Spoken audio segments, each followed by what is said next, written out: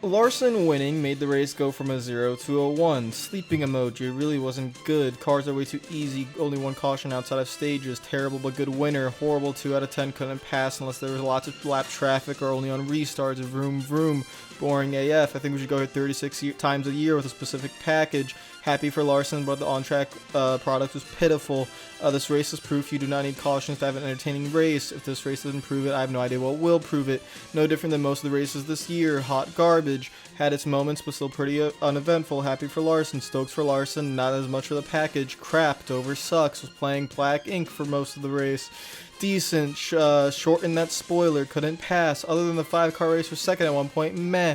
It was alright. Let's go Larson. Definitely not the worst, but since I'm a Larson fan, I'm a little bit biased. Boring gif, whatever. Dirty air, horrible but like the winner. Please don't let Kyle Larson fail post-race inspection. Okay at times, but mostly dull. Fucking arrows ruining the sport. Shit, terrible. Race was defined by Dover, what produced or lack thereof. 2019 Aero Package racing at Dover. I enjoyed it. It was better than the spring race. Terrible race, but fantastic winner. Best race of 2019, oh for sure. Sarcastic emojis. Patrick Starr sleeping on a rock. Absolutely awful. I found it entertaining. Felt like you had a better car, you could still pass. Sleeping dude. Happy with the end result. Woo, let's go Larson. Literally nothing or norhing happened. It was sluggish, but had moments. Larson winning was the only good thing about an atrocious race. A joke. Yes. Dover has always been tough to pass. This made it 10 times worse. I always wanted to watch paint dry. Bad to the bone in a good way. Awful. Boring race, cool tent made for grit, which made zero fun. Refreshing, honestly. Not every race needs to be an absolute barn burner. A fresh winner helps as well. Glad Larson won, but man, that race was boring. Bad. I had fun, but I think it's because my drivers, Bowman and Larson, were running so well. Not good. Watching drivers get stuck in dirty air was frustrating to watch. I've also been critical of the package, but it was built for cookie cutters, so a poor race at a track like this is expected. Boring race, but like to see Kyle Larson win. Better than I expected in more than one, and maybe a 5 or 6 out of 10, but so glad Larson back in victory lane. Another classic race at the on the Monster Watch Mile once again. Proves to be the second worst track on the schedule. The only noteworthy thing to happen was the equipment issues. 1.5 out of 10. Boring but happy with the winner. The last 10 laps of stage 2 were good, and the last 20 laps was somewhat interesting. Everything else was no, man, but not great at all. My guy finally won. It was great to see no caution because I fell asleep. A baby falling asleep. Boring, but glad to see Larson win. Happy for Larson.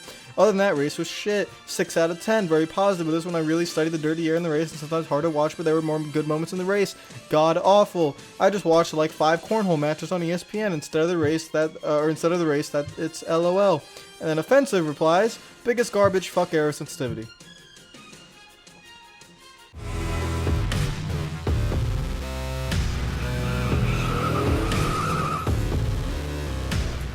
So how's it going, guys? We're going to talk about the Dover race now. Not going to touch too much on the race because I asked you guys what do you think of the race, and I read literally every reply from, that's like, what, 6:04, so if you're doing it after 6:04 p.m., I didn't see it, but basically everything you guys replied to me, I read off every single tweet, so I could get your guys' reaction of the race, and so there you go. You're in the video. And yeah, so let's just talk about the race real quick. And then we'll talk about the point standings, which is what I want to talk about most, and specific drivers. So let's start right at the beginning. Joey Logano didn't make a lap without having an issue in the rear of the car. He came back out 22 laps down, but to be honest, that's actually pretty good because he was able to take advantage of some other people's misfortunes, including lap cars, including another playoff driver, and gain a few spots, which will be very important in case Talladega goes wrong, which can happen. Chase Elliott early on in the race, within 10 laps, had a blown engine, and he is out of the race. He also finished last in this race. So Logano and Elliott, who both had good margins in terms of a gap with playoff points, that is gone heading into Talladega, but they're not in terrible situations, as we will see when we head into the points. The rest of the race was dictated by guys that had really good cars, such as Denny Hamlin, who led pretty much the first 200 laps of the race, Martin Truex Jr., who was always up there and seemed like he might have had the strongest car towards the end, and Kyle Larson always looking around and also leading the race as well. Kevin Harvick had a good car as always, and probably one of the bigger surprises was Kyle Busch not really being able to do much. He was kind of mediocre for his standards. There were moments in the race, end of stage 2 somewhere, where there were about 5 guys battling, all within 2 seconds of each other. It was really good racing there. Depending on what you want good racing to be, I'm not going to answer that question. That's up to you guys. But the guys, it reminded me of like a Bristol or a Martinsville in terms of when lap traffic comes and everyone kind of gets together because it's hard to pass lap traffic for the leader.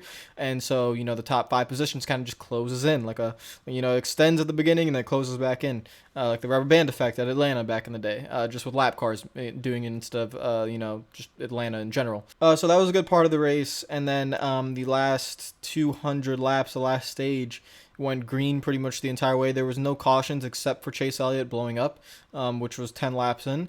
So no cautions other than that, and it was a pretty simple race, to be honest. Not too much to talk about. I mean, you guys already know that Dover's hard to pass. Makes it harder to pass with the massive rear spoiler on the back. Corner speeds, I think NBC showed corner speeds are about 8 miles per hour higher. When you increase corner speeds and increase the downforce on the car, you just increase the dirty air effect of what's going on. So that's why it was very hard to pass, and I think you guys saw that, especially coming out of the corners. There were many times you were on board with the driver, and there was no chance of making it out of the corner and getting a run on someone because you were just that, you know, aero tight or aero sensitive. The one way to pass was to run the top, get a run, and, you know, whether they give you the top, you keep going, or when you go to the bottom, you keep going. And so the entertaining part of this race was lap traffic. How do the leaders get around lap traffic? How does second and third place get around lap traffic? Due to the fact that if second and third get around better than first, they will be able to get the run on the leader, and that's where your battles for the lead came from, which was just who got around lap traffic better, and then who was able to run the top when their preferred line, which is usually the bottom, when that wasn't available. That was very important for everyone battling for the lead, is that you were able to take your car up to the top, because when you had to pass someone, usually that's where you would pass them, is you'd pass them by getting a run on the top, and so if they struggle with lap traffic or anything, you have clean air to your nose, and that's what matters most. So that's pretty much the summary on how the race went. Let's go look at the race results and break down the playoff drivers specifically. We'll talk about them, but also the race results. So you will see Kyle Larson has finally won after 75 races. That's the winless streak. Last win was in September at Richmond in 2017. So very long time. Congratulations to Kyle Larson. Martin Truex Jr. finishes second. Alex Bowman finishes third. Harvick, Hamlin, Busch, DiBenedetto, Jimmy Johnson round out your top 8, and that was the end of the lead lap cars. From 9th on down, everyone was a lap down. That's how long the green flag run was at the end of this race. Kurt Busch in 9th, Clint Bowyer in 10th, Brad Keselowski in 11th, Paul Menard 12th. Those guys, Brad Keselowski in 11th was 1 lap down. Paul Menard in 12th started the 2 lap down brigade. So Paul Menard was 2 laps down. William Byron 13th, 2 laps down.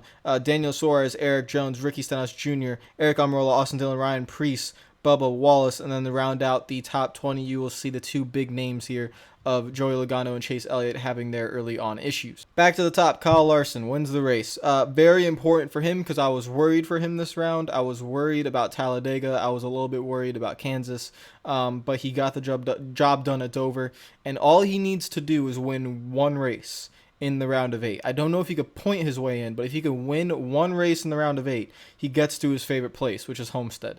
And we've all been saying this, if Larson gets to Homestead with a shot to win a championship, no matter what kind of form that team is in, he's probably the favorite. This is the last year that's going to be at Homestead, Miami, so he really might want to take advantage of this opportunity and try to figure out a way at Martinsville, Texas, or Phoenix to win one of those races. Can he do it at Martinsville? Probably not. He's never been the strongest there. Can he do it at Texas? Really depends on the car that he has. Texas is not a driver's track right now. It depends on the car you have. Can he do it at Phoenix? He's been pretty decent at Phoenix, so you never know if he can do it there. So it's going to be very important he can relax for the next 2 weeks, and let's see if Ganassi gets him some speed heading into that round of 8. Truex gets the job done. He did a fantastic job, and so did Alex Bowman, so did Kevin Harvick, so did Denny Hamlin. Hamlin had a little bit of an engine issue, apparently. He thought he was blowing up, but the car never actually blew up, but it seemed like something was wrong. He led the first 200 laps of this race, and then he really did fall off big time. So something was probably wrong with that car, but he was able to nurse it home to an 11th place finish, got great stage finishes, so he's all good there. Kyle Busch, like I said, had a mediocre day, but ended up finishing 6th. Championship run performance there for a team that's been struggling a little bit, but he did exactly what he needed to do. Guido Gang in 7th, doing an incredible job as always. Very proud of him, and hopefully excited to see him go to the 21 and hopefully get a little bit better ride there. But 95's been doing well. I just wish the JGR Alliance came a little bit earlier for him, so he could have it instead of Bell next year. So he could have it this year, and then Bell could have it next year, but that's not how it works. So unfortunate for that. Jimmy Johnson ran well, ran top 5 parts of the race, but if we're being honest, Jimmy Johnson's standards at that track he's won 10 times, it's not good enough. It still isn't good enough. He's still in a slump. I'm sorry. Yeah, he finished top 10. He ran top 5 a little bit. But this is the mastermind of Dover. This is the legend himself that dominates Dover in his prime. And he didn't even sniff at the lead. Byron was running top 5. Elliott, for the 10 laps he ran, was running up there. Bowman finished 3rd. So that's not good enough for Jimmy Johnson if we're holding him to the standards that he should be held to, and he would agree with that as well. I guarantee he'd agree with that. 8th place or at Dover, not good enough for where he wants to be. And so that's just how it is. Harsh reality. Needs to do better. Kurt Busch in 9th, Clint Boyer 10th, Keselowski in 11th, who had a struggle of a day, was able to bring it home. So let's go, and we'll touch on William Byron a little bit. William Byron had a speeding penalty that ruined his race, basically. He was running top 5. He was running with Jimmy, running with Bowman. The 300 guys after Elliott went out, they were all running top 7 in the race. They were doing very well. But this is the thing I keep talking about William Byron. The race pace, the execution of a race, this happened too many times now. And yes, he's learning, so that's a good thing. But we have to just limit the mistakes. And so until that happens, you can't really count on him to win a race or really to compete for wins, because there's always something going on in the race, whether it be at a road course and they have to get points instead of going for the win, whether it be a Byron mistake, whether he loses track position and can't make his way back up. He has to learn those kind of things. Today was just a speeding penalty, because once he got the speeding penalty, there was no cautions. He was never getting back. So that's just how it went. That was a mistake on his part. He's going to regret it. I'm going to be looking at my phone because that's where I have the point standings. As you can see, there it is. Point standings on my phone. So I'm going to put that on the screen for you guys. I will be looking on my phone for it. But here we are. We have Larson in the win area. Truex, he can have a terrible race at Talladega and still be perfectly fine for Kansas. So he has the mulligan still in hand. Denny Hamlin, Kyle Busch, Kevin Harvick still have the mulligan still in hand. What I mean by the mulligan is, if you have a bad race, you're okay. You're not going to be in a terrible position. Brad Keselowski, that doesn't really have a mulligan race. If he did terrible at Talladega, which isn't likely because Keselowski is very good at Talladega, then, he'd lose that gap, but he'd still be able to fight his way into Kansas. Bowman, same thing with Bowman. He actually gave himself a really good buffer there, 17 points heading into Talladega. Hendrick car, you never know how he will do at Talladega. He did finish 2nd behind Elliott in the spring. But it's going to be interesting with the Hendrick guys because 3 of them are kind of battling for the same spot, kind of. So will they continue to work as a team, even though in Elliott's mind, he knows he has to gain points on Byron and Bowman? If Chase Elliott wants to point his way in, he needs to look at his 2 teammates, William Byron and Alex Bowman. So will he be willing to work with them? And I think he will be, and I think they will still work together, but that's just kind of what you have to do. And then, that's same thing going to go with Logano and Keselowski.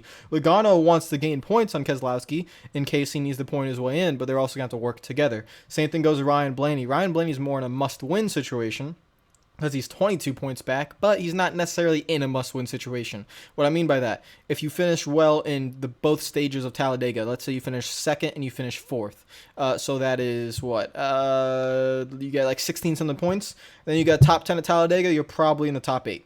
It's that easy depending on what happens around you. So it's not a must-win situation yet. No one here right now is in a must-win situation. So it's going to be very interesting to see how it all plays out. Clint Boyer is going to have a good day at Talladega because his team doesn't have the speed right now. So it's going to be very interesting to see how this works. Will everyone continue to work together? That's the biggest thing heading into Talladega. I would say the new plate racing is that all the manufacturers, all the teams just continuously work together. All the Fords, all the Chevys. In the spring, it was the Chevys at Talladega, and they constantly work together. So you want to see if that continues when you have Logano and Keselowski fighting themselves for points, and so is Blaney. When you have Bowman, Byron, and Elliott fighting their way for points in case one of them don't win, yet you're asking them to work together and finish in the same area and try to help each other out. So that's going to be very interesting. And then, of course, the big one always lures where, Kyle Larson can keep his foot in it, flip into the fence, and he'll be fine. As long as he doesn't hurt himself in the race car, he'll be just fine, and he can have fun. So that makes Talladega fun for him. And honestly, for Truex, it's kind of fun, too. You just go out and have fun. If you wreck, you wreck. You still have a massive gap. 63 points ain't going to go away. So he should be just fine. So those 2 guys are good. Hamlin, Kyle Busch, pretty good. Harvick, good as well. So Talladega is really going to be about Keselowski down. How is that going to play out? And from Keselowski down, they are all good plate drive. Keselowski's one of the best. Logano also one of the best. Ryan Blaney just up there with his teammates, very good. Chase Elliott, very good plate racer as well. Boyer on his day, you know, when he has the car, like for example last year with SHR, very good. Byron can improve a little bit, but he's been good as well. So they're all good plate racers. So it's gonna be very interesting headed to Talladega. I'm very excited for it. And with that, I think I covered most of it in the beginning of the video with your guys' comments on the race. But I'm very excited for Talladega. You guys know me. I'm a big fan of Talladega in the playoffs when it comes to entertainment. I kind of wish if we're gonna do this whole 4-person shootout thing, we're gonna go with all this nonsense. Put Talladega as the cutoff race. It was funny. It was great. It was awesome. Like it was just intense. So I liked having Roval as a cutoff race. I kind of want Talladega to be a cutoff race as well, but they're not doing that. Next year we'll have pretty good cutoff races with I think what is it, Roval, Bristol, Martinsville. So that's pretty awesome. So we'll see how all that goes. Talladega up next. I'll be actually, quick note, I'll be on iRacing this week a good amount because I think Talladega week. So if you guys just want to hop into like an A fixed or a C fixed or a B, I'm probably not doing B fixed, but A fixed or a C fixed anytime this week, usually at night, you might catch me in there. So that'll be cool to race with some of you guys because I'm going to get back on iRacing this week and have some fun just wrecking constantly at Talladega. So that should be fun. If you guys like the video, make sure the like button. If you're new to the channel, make sure you subscribe. Comment down below with your thoughts on the race. If you commented on my Twitter, then you can comment down below the same thing or like, you know, a more extended version so we don't have a 240 character limit on Twitter. But if I had to rate the race, I prefer not to speak. That's all I'm going to say. So I'll see you guys later. Hope you're having a great day. Enjoying the playoffs, and let's go to Talladega. So follow me on Twitter and Instagram if you're not already. Subscribe if you're new. And peace out. I can't change. Even if I tried, even if I wanted to, and I can't change. Even if I tried. My love, she keeps me warm.